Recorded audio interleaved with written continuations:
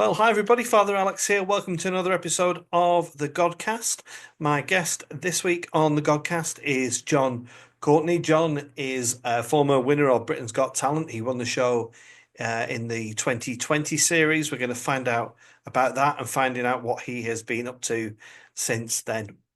If you do enjoy the Godcast, then please do check out my YouTube channel or find me on social media.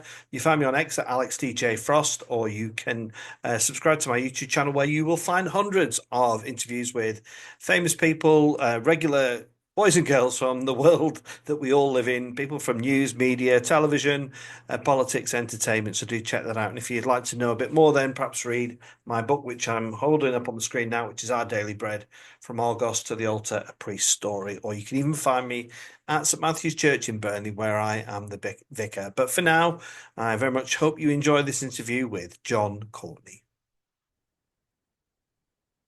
Well, I'm delighted to say that joining me on the Godcast this week is Jon Courtenay, who is the winner of Britain's Got Talent in 2020. Jon, it's great to see you. How are you doing? I'm very well, Alex. How are you? Thanks for having me on the podcast. Exciting. Yeah. And on this bank holiday, as we record this, you're covered in sawdust. You're doing a bit of DIY. Yeah, do you know what? What you do? It's sort of my happy place, to be honest. I've got a little woodworking shop in the back garden, and I normally find a project to do when I come home. If it's not writing songs, it's cutting up wood. Yeah. Well, thanks for coming on. I really appreciate it. I've had a couple of guys from the Britain's Got Talent show on. I had Jonathan Antoine, who was the famous opera singer from some years before you, Jon, but also somebody I know reasonably well was Steve Royal, who was on the same year that you were. Yeah, Steve's great. Brilliant. Does 2020 seem like yesterday, or is it kind of No, it feels like a lifetime ago, to be honest. It was I mean, at the time it felt like it was never going to end, didn't it? For everybody, I think, with everything that was going on. But then looking back, it just seemed to go in a blink of an eye. Whether that was what I was going through personally, professionally, I don't know. But it does seem like a lifetime ago. I feel like a complete has-been 5 years ago, man. It's amazing how quick I was looking at some YouTube clips, and it does for me. It seems like yesterday watching these back, but time moves so quickly, doesn't it? It really does. Mm. And just take us back to that period, Jon. I've done Britain's Got Talent with a priest friend of mine, and we were very clear that when we were going into it, we are going into it for the laugh. We were going into it for the fun. But you do. To me, it's clear that there are some kind of ready-made professionals that have been approached, and there are some people that go through the audition process. How was it for you? How did it come about for you? Well, I didn't do it for a long time, obviously, despite my kids bugging me to do it, and the occasional email that we sort of professionals get from scouts, talent scouts that work for the show, or producers that work for the show.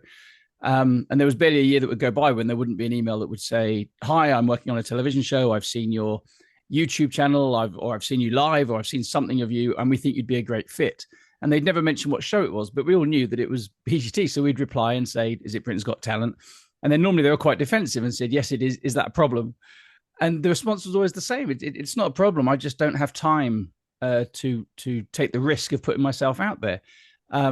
I don't think any of us, well, I can't speak on behalf of anybody else, but I certainly didn't go into it thinking I was going to win a competition. My sole, well, there was two reasons I actually did it, to be honest. One, I always wanted to perform on the Palladium stage. That's a huge deal for me. As I said in my audition, I didn't think it would catch me off guard, but it did. I got a bit of a lump in my throat. It was just a really big deal for me to perform on that stage. It's the stage that I watched all the greats perform on when I was a kid. I used to watch all the variety shows with my mum and dad, to the extent that I went to see a show there probably in 2017, 2016, 2017.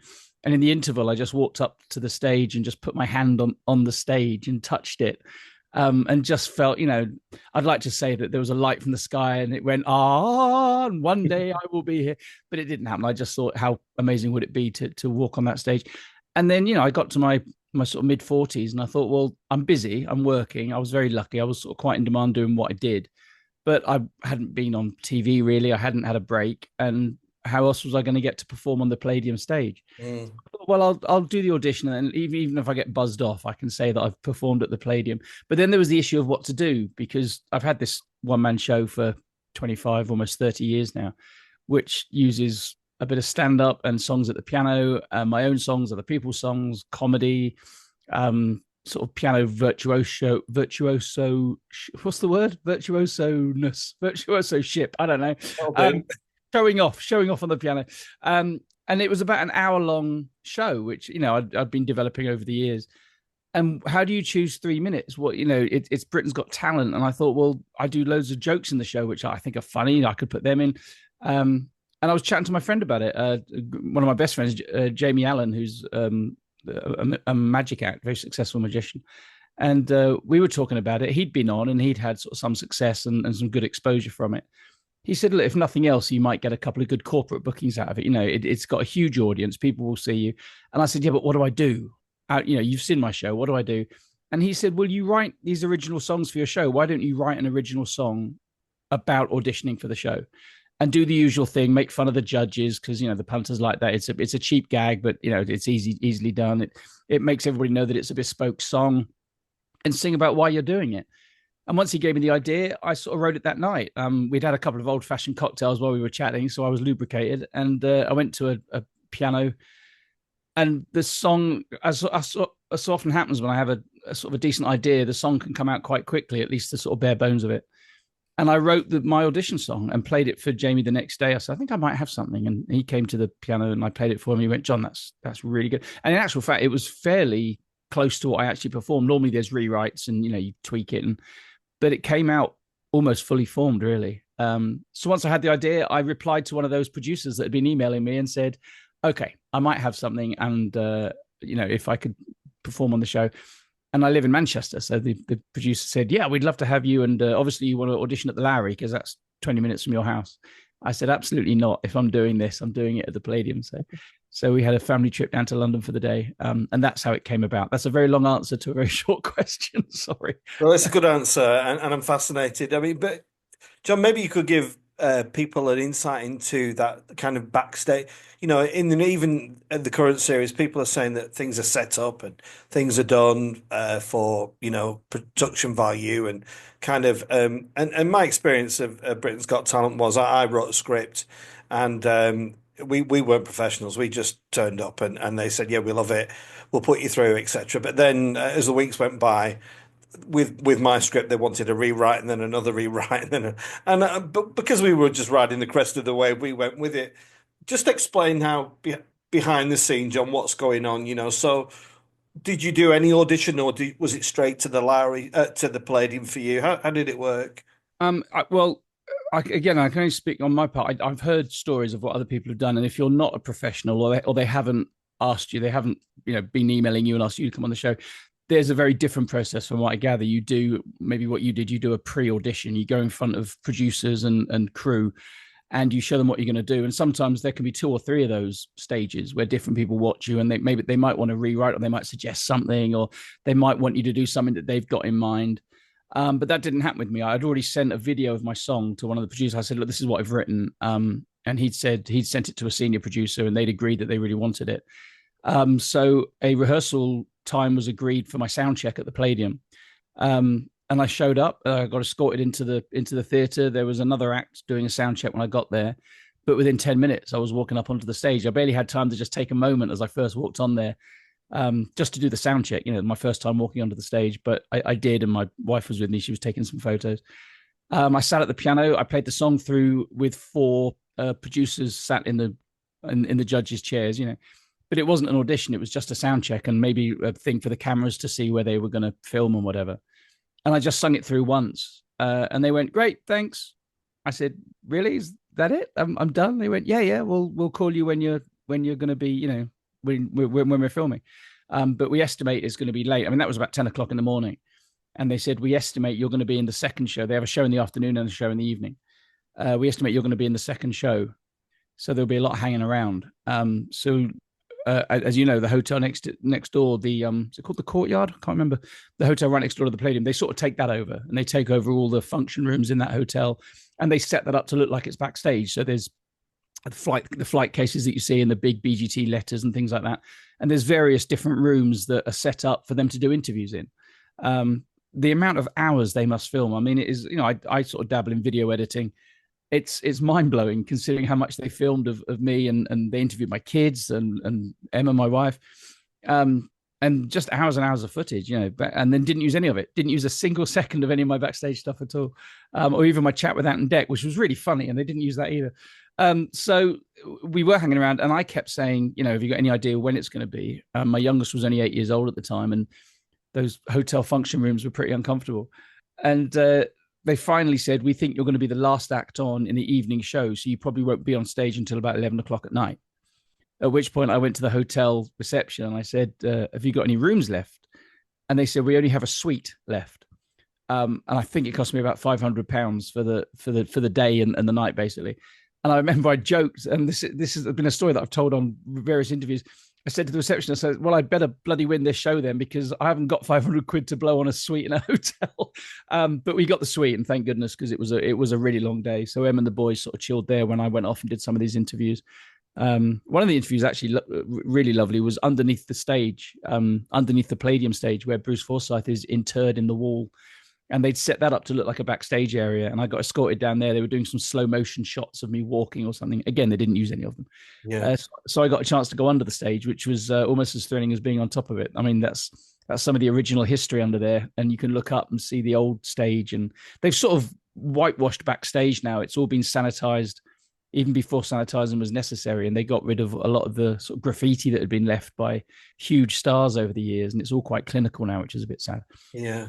And I mean, this is where our similarities. And when we did Britain's Got Talent, we were kept waiting all day, and we were the last act on.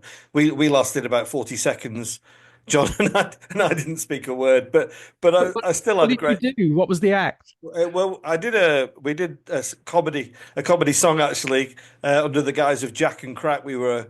My love is comedy. I'm a big fan of Les Dawson.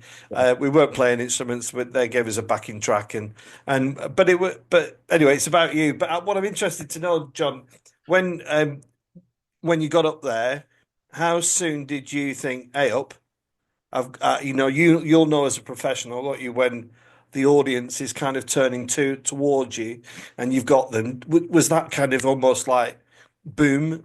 It was very, very strange, for so many reasons. I mean, first of all, the whole experience is, even for a seasoned professional, walking out onto that stage when it's a full house, when the Palladium's full, coupled with so many cameras being around. I mean, there's cameras on arms and cameras whipping around, and there's guys with cameras around. Having just stood in the wings and spoken to Ant and Dec, everything is overwhelming. Everything is just another stage of being overwhelmed. And then I sort of finished this really funny chat with Ant and Dec, and Dec said, "Okay, on you go," and just gestured towards the stage. And I've never in my entire career walked on stage without an introduction. Nobody's, I've never heard, "Please welcome." That's just what happens. It doesn't, I think Sinatra used to walk out without an introduction, but that was Sinatra. So he said, "Yeah, you just walk on." So I was so discombobulated, one of my favorite words.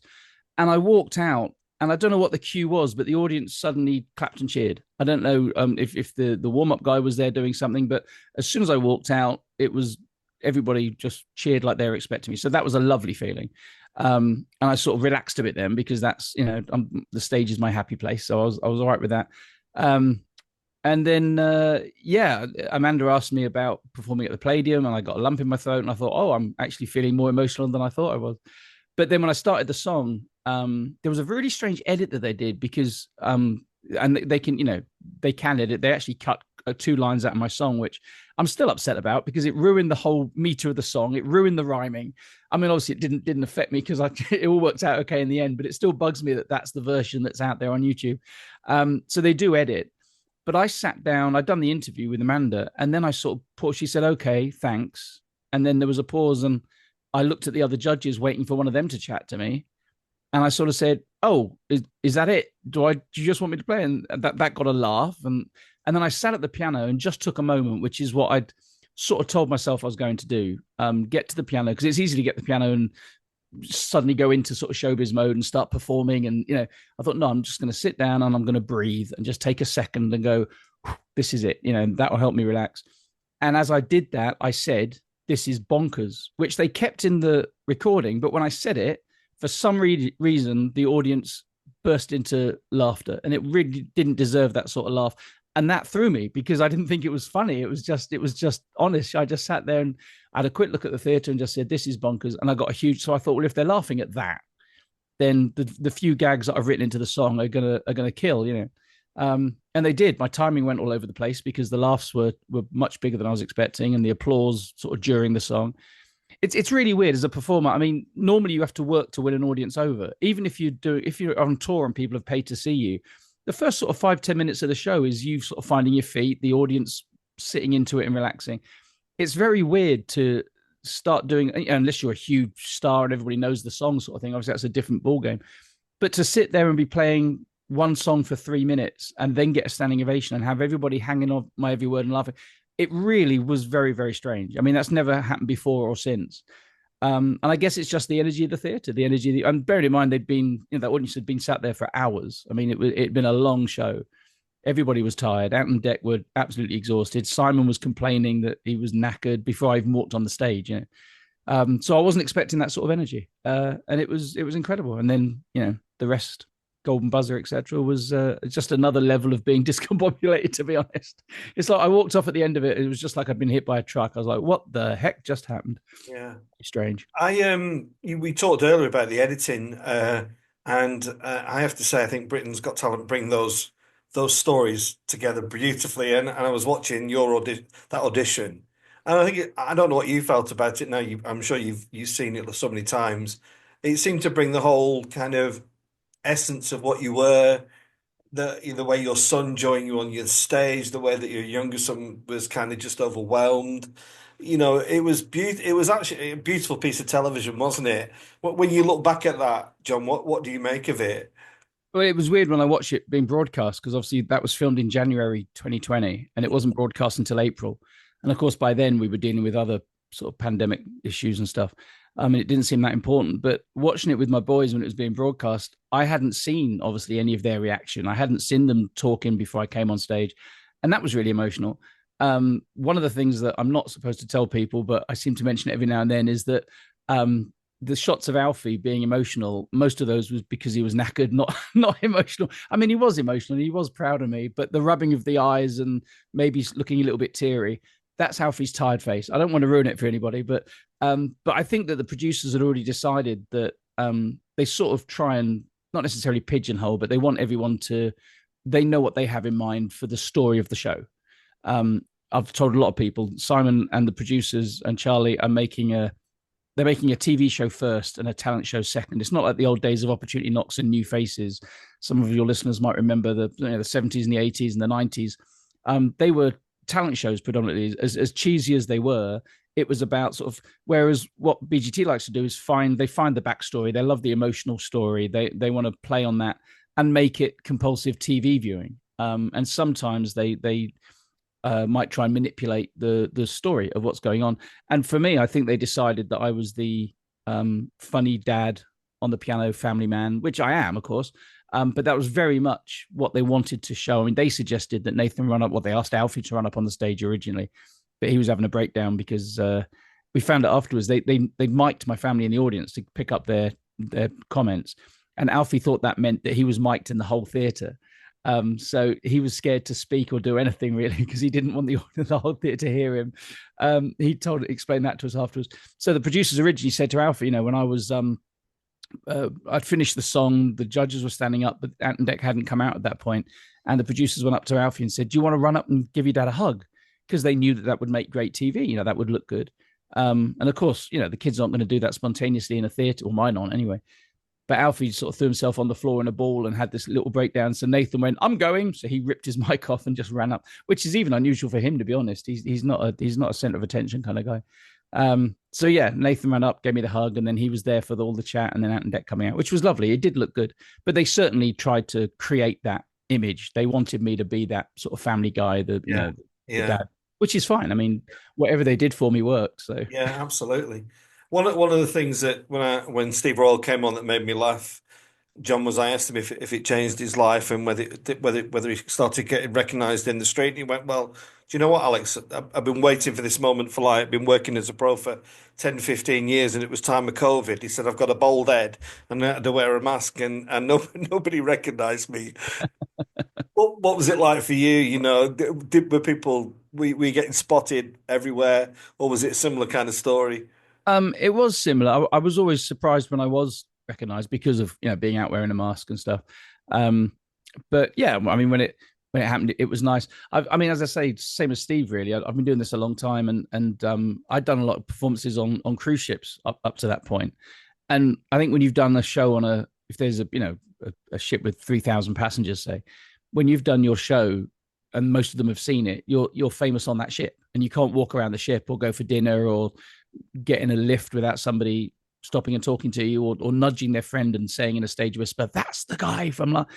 So basically, I was a big fish in a small pond before, and I became a small fish in a bigger pond, really, which was people recognized me and saying hi, and everybody was nice. That was the nice thing. Everybody that did recognize me had nice things to say. I know that a couple of people that have been through BGT didn't have as good an experience, and had. I know Nabil, who was the comedian that I was on with. I mean, yeah, he was outspoken, and some of his subject matter was a bit controversial. But still, he was getting death threats to his kids and his family. Just absolutely ridiculous and completely astounding to me. So that's why Steve said what he said when he went off stage. He said, "Just remember what we're doing up here is we're just trying to entertain people." And quite right, because some people were getting quite nasty to some people. But Yeah. everybody I met were very nice. Yeah, it was lovely. Yeah, I've spoken to a lot of people in the public eye where you become particularly with social media now, you become a public target, and people can be so cruel, can't they? It's just extraordinary, I think. But let's just move forward because the final wasn't. We had to wait, didn't you? Because of COVID. Is that right, John? You had to wait quite a period of time between the Yeah, audition and well, the I final. mean, they didn't know what they were going to do. There was talk of it even being cancelled, which I thought, well, that's going to be very unfair.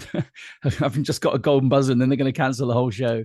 Amanda went on the record in an interview saying, "There's no way we do it without an audience."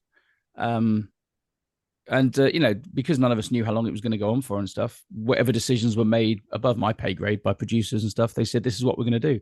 And then we ended up with the giant Zoom screen. It was far from ideal. I mean, if you're a professional entertainer, I mean, certainly for myself, I thrive on that buzz that you get in a live theatre with a live audience.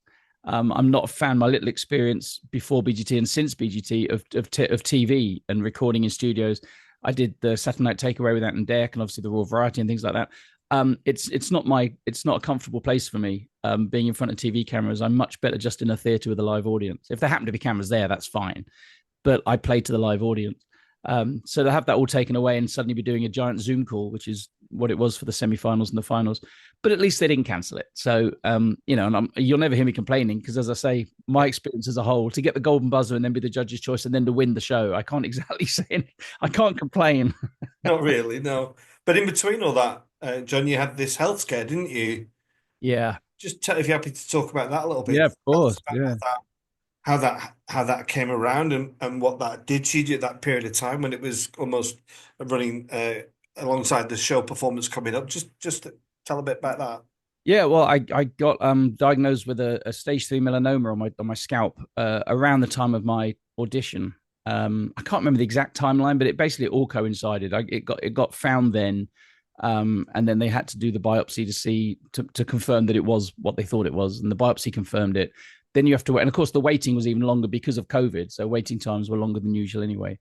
And then the mole got cut out, and there was a few stitches, and then when they found out that it was a malignant, they had to do a skin graft, and that sort of coincided with I think the semi-finals or coming towards the finals. So I had the sponge stapled to my head and things, and then they hid a lot. I mean, a lot of I think the semi-finals. I just had the scar from the mole, so it was like 4 stitches. But having this hairstyle that I have, or lack of hairstyle, you can't hide it unless you're wearing a hat. So I just told them I'd had because we didn't tell anybody on the show what was going on. I didn't want that to become my sort of story, which they would have probably used. I mean, they were trying to milk the fact that my dad had passed away in 2013, and they kept asking me in interviews Would he be proud? How would your dad feel? Because they want that emotional thing. They want to, ideally, I'm there crying, saying, "My dad would have been so proud." But I told them, I said, "I'm sorry, I'm not going to cry. My dad would have been very proud, and I'm very sad that he's not here to see it. But that's life." So if they'd have found out about the whole cancer diagnosis, I think they probably would have milked that if they could and used it as a story. So we just decided not to tell anybody. So I said I had a small operation, and they filmed everything from one side. Luckily, I'm at the piano, so I'm on sort of side on anyway. But you can barely see it in the semi-finals. And then when I did the Christmas show, I'd had the skin graft by then after I'd won. So they made me a big Christmas hat, which hid the big sponge that was stapled onto my head to cover the skin graft. So it all coincided with everything that was going on. And then I got the all clear just after I won. So when I actually won the show, I didn't know if it had spread or not. And I was sort of thinking the worst in my darkest moments. If it got into my sort of lymph nodes, that can be game over. So I was a bit of an emotional wreck anyway around that time, and then winning the show, I think, just pushed me over the edge. I mean, if nothing else, BGT was a great distraction from everything that I was sort of going through personally.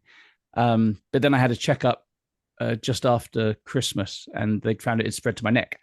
So they'd missed a bit. The sentinel lymph nodes hadn't picked it up. So I had to have what's called a radical neck dissection, which is as much fun as it sounds. About a 7-hour operation, and they take out your jugular and muscles and lymph nodes from one side of your neck.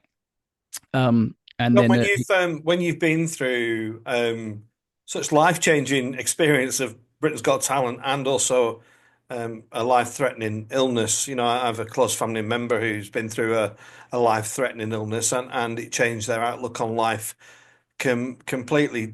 Has that experience alongside BGT changed your outlook on life in any way, or is it kind of much the same? I think it gives you a heightened sense of perspective. I mean, I don't think I stress about the small things as much as I used to. So long as I'm healthy, my kids are healthy, the family's okay. I was never really that ambitious professionally. And, I've always been happy to work and sort of get on with it, but there was never a desire to be famous. I think fame is the byproduct of what we do. I think nowadays it's a bit frightening because you ask kids what they want to be when they're older, and a lot of them say famous. And that's because of reality shows. You can be famous for being famous, which I don't think is healthy at all. I think fame is a byproduct, and it's not a particularly good byproduct. To my little experience of it, I can't imagine what it's like if you're an A-list celebrity, a movie star, or a pop star or something. It's incredible. And I think it should be a byproduct. And obviously, with fame comes financial stability quite often, and that's nice when you've got a family. But I was never bothered about sort of being famous. And I think on the back of BGT, I do get asked a lot, why aren't you on TV anymore? Why aren't you doing this? Why haven't you got your own show? I mean, it's a number of reasons. One of them, I wasn't offered it. I mean, it didn't happen anyway. But also, I didn't really. Well, I couldn't ride the wave immediately because I was having this year's worth of treatment and hospital visits. So, and it was still COVID. I couldn't go on tour straight away. All the theatres were shut. It wasn't, but that was good for me because even if I could go on tour, I wouldn't have been able to because I was having treatment once a month and having all these hospital appointments. So things happen for a reason, It was the sort of story that I've told since it all happened is because I sort of want an answer. I don't, why aren't you? Why aren't you more? One lady asked me, "Why aren't you more successful?" That was the question that sort of put me on the back foot, and I told her sort of off the top of my head. I said, "Well, the money that I won by winning the show, you win £250,000. When they found the cancer had spread to my neck, the waiting time because of COVID as well was almost 6 weeks for the operation to remove the tumor." And I said to my consultant, I said, "Do you have a private clinic?" And he said, "Well, I do, but it's about £15,000 just for that operation." And I went home and said to my wife, I said, "Is this what we spend some of the money on?" And she said, "That's exactly what we spend some of the money on." And I had the operation within a week. So my thinking is, who's to say if I'd have had to wait 6 weeks, that it wouldn't have spread, and that so that is sort of success enough for me, really. I'm still here. It sounds like a cop out. It sounds like an excuse for not being ambitious, and it might be, but it's fine with me. I'm okay with that, and I'm still working. I'm still busy, and I'm still enjoying life. So it's all good. I think, John, I think it's a really honest assessment of the industry. I particularly like having musicians on my podcast, and I've spoken to some fabulous musicians who, some of them are just scraping through, and they do it because they love it, not because they want to earn a huge amount of money. That which of course would be nice and helpful, but for many musicians and people in entertainment, it life is a bit of a struggle. So, where does that leave you? 5 years on now. Um, I always, I come from a generation, John, where variety shows were, Saturday, Seaside Special, Live Mm. at Her Majesty's, all those wonderful shows. And I was brought up on summer seasons. I love the likes of, like I mentioned, Les Dawson, Cannonball, all those people. That is, there's no space for that on TV now, is there? Is that a sadness for you, or? I don't know. I mean, it's the same comment you get. People that say comedians nowadays don't make me laugh. Comedy's changed, but it's always changed. It changed from the 20s to the 40s and the 50s, and from the 50s to the 70s, and it has to. Opinions change, life changes. It's in a cycle. And yeah, I grew up the same as you, watching those variety shows. That's why the Palladium was such a big deal. And yes, if I could go back, I'd love to have been a part of that. But I'm a part of this, and that's okay too. There's the stuff that's on. There's stuff today that makes me laugh, and there's stuff that doesn't make me laugh. But that was the same when I was a kid. Um, and so I think it's just nostalgia. It's people looking back and saying, I wish we still had whatever it is. But obviously, you don't. Nostalgia is not looking back at the stuff that you didn't like, and the stuff that offended people, and the stuff that wasn't pleasant or nice to. And it's the same today. There are people that don't want to go and listen to Jimmy Carr and Frankie Boyle doing that sort of comedy. There are people that like Ricky Gervais. There are people that want to listen to, um, you know, gentle Michael McIntyre, Peter Kay. There's comedy for everybody, isn't there? And shows for everybody. And it's changed. Of course, it's changed. And it is what it is. It is, yeah. So, I mean, it's great. It's great. The honesty, I just love. So when you look back at 2025, one of the things I often say, because I haven't brought any religion into this discussion, but one of the questions I often ask, particularly musicians, is do you think the talent that they possess is a gift? Do you see it that way, John? That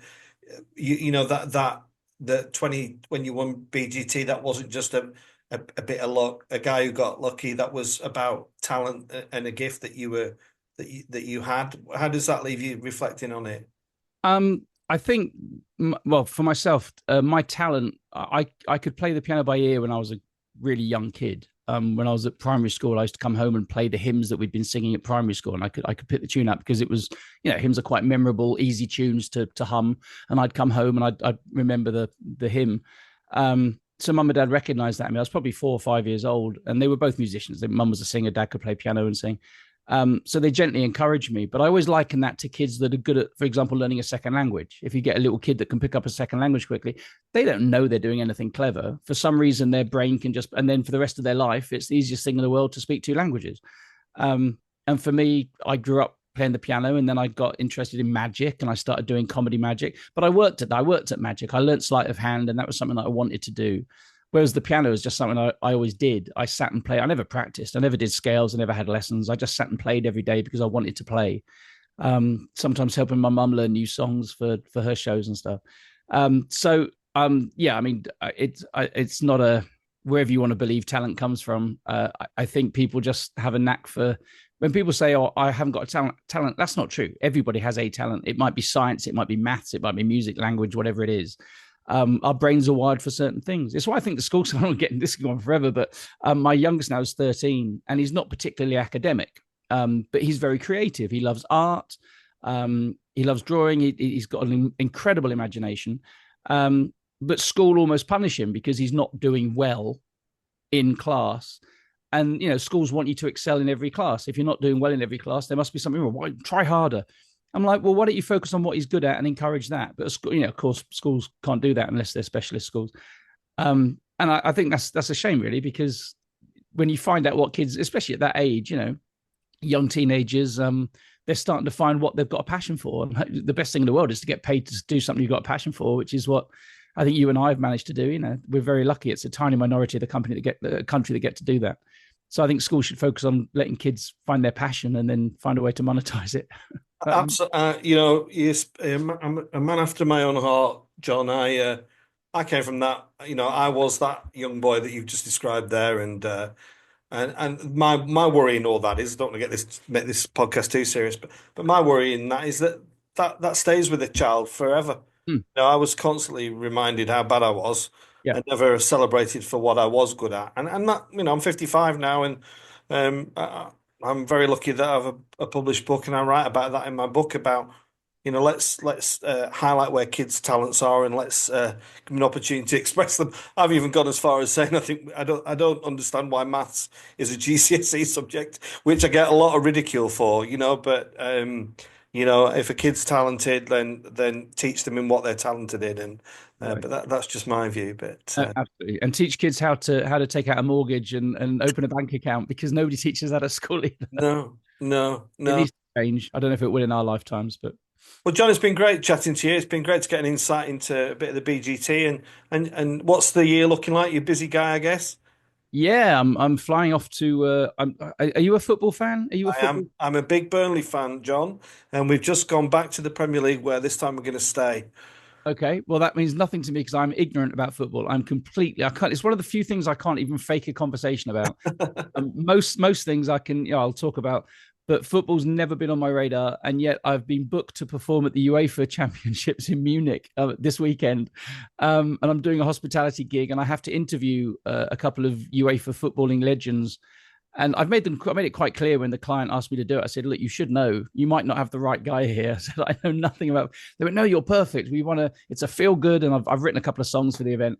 But I'm unusually nervous because I'm going to be a complete fish out of water. And of course, I got friends. And my next door neighbor is a huge football fan. And I told him the names of these guys that I'm interviewing, and I've never heard of them, but he has. And Yeah, he's all right. spitting blood that I'm being paid quite a decent wedge to go and hang out with these people for the weekend. So I'm rubbing his face in it a bit. Fabulous. Oh, well, I hope that goes well, and maybe you might whet your appetite for football. I don't know. Maybe. Who Yeah. knows? Well, John, thanks for coming on. I do hope people have enjoyed watching this podcast. Do check out the Godcast. There are literally hundreds of interviews, lots of famous faces, but people from all sorts of genres: music, sport, entertainment, politics, you name it. And for now, John, thanks for coming on the Godcast. Thank you. Thanks, Alex. It's been a pleasure.